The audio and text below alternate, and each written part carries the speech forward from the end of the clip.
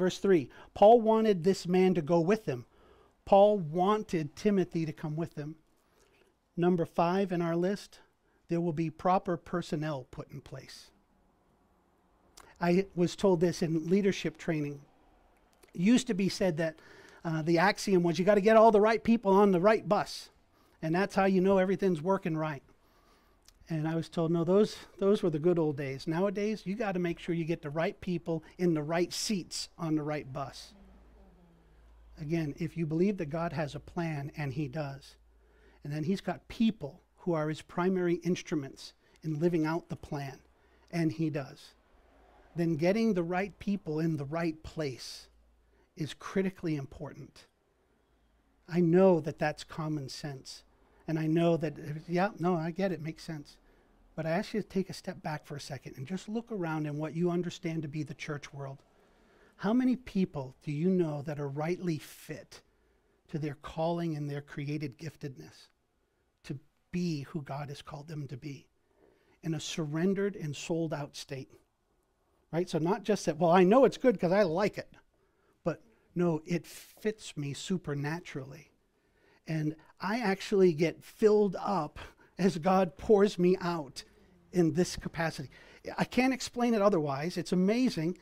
But as God pours me out, he's pouring in more than I can ever get out.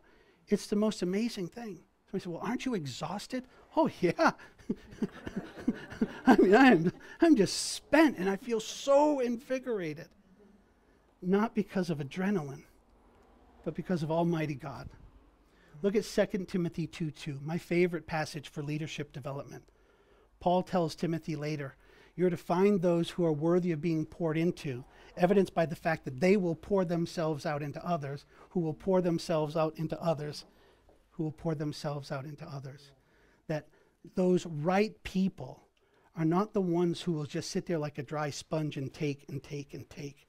It's those who won't be a reservoir that hoards, but a river through whom God's blessing will flow. This is how you'll know in part that you've identified the right people. See it also in Jeremiah 1:5, right? This is where God says to Jeremiah, before you were born, I had a plan for you. I knew you and I had a plan for you. So lest anybody say, no, it's just kind of loosey-goosey. You roll with it and see what, God's got a plan. Our place is to identify the person that fits this plan and this place and this people right now. This is what church planting is about. This is why I want to get to know you personally. As a missionary pastor, I want to help you find your call. I want to help you know the joy that it is to be poured out as God is pouring in.